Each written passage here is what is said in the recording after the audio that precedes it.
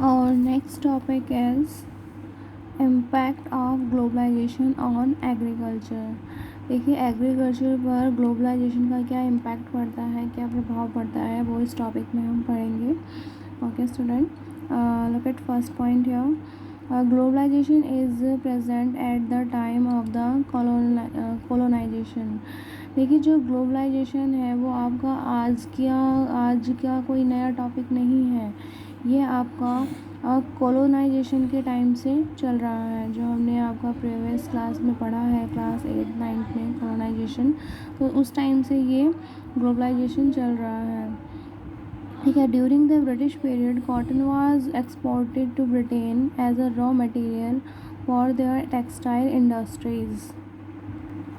देखिए स्टूडेंट, अगर हम 19th सेंचुरी की बात करें तो जब यूरोप के जो व्यापारी थे, जो ट्रेडर्स थे, वो भारत में आए थे, तो उस समय भी जो इंडियन स्पाइसेस थे, जो मसाले थे, वो मतलब वर्ल्ड के बहुत सारे देशों में एक्सपोर्ट किए जाते थे।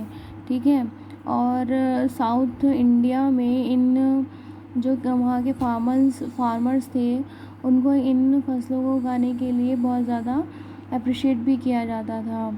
ठीक है, आज भी जो है वो आप देखें तो जो गर्म मसाले हैं वो भारत से एक्सपोर्ट किए जाते हैं।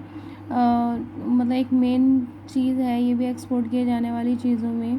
ठीक है, ब्रिटिश काल में अगर हम बात करें तो जितने भी अंग्रेज व्यापारी थे, वो भारत के जो कॉटन जहाँ पर प्रोड्यूस किया जाता था, कपास जहाँ पर उगाया जाता था, तो उसकी ओर वो अट्रैक्ट हुए। ठीक है, जो इंडियन कॉटन था, कपास था, उसको ब्रिटेन में सूती वस्त्र उद्योग के लिए एज अ रॉ मटेरियल के रूप में एक्सपोर्ट किया जाता था। ठीक है, after 1990 the farmer in India have been exposed to new challenges under globalization।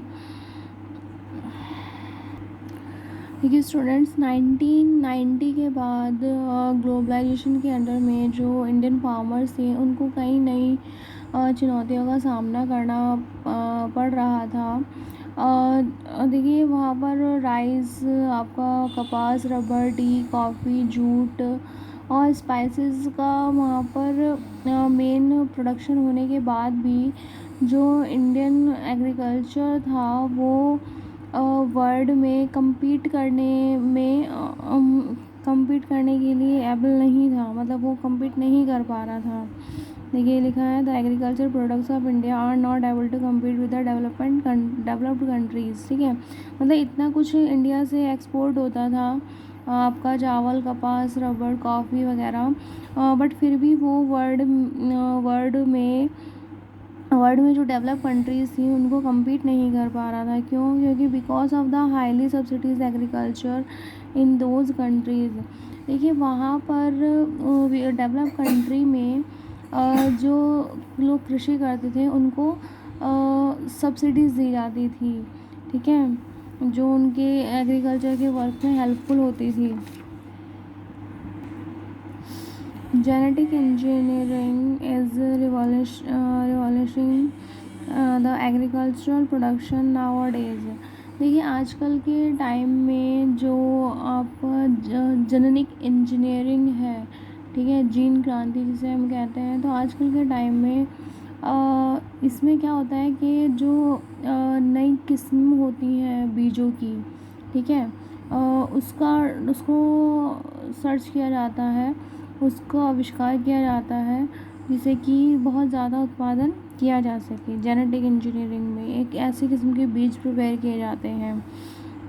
ठीक है, organic farming is also a fashion these days because it is practiced without a factory made chemicals such as fertilizer, pesticides, hence it does not affect environment in the native manner।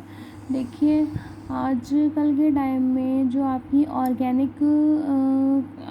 Organic कृषि है, ठीक है, वो भी काफ़ी ज़्यादा प्रचलन में है। क्यों? क्योंकि उसमें कोई फर्टिलाइज़र्स का यूज़ नहीं किया जाता है। ठीक है, और इसका इन्वायरमेंट पे कोई नेगेटिव इफ़ेक्ट भी नहीं पड़ता है। कि Indian farmer should diversify their cropping pattern from cereals to high value crops which will increase income and reduce environmental degradation stimulously।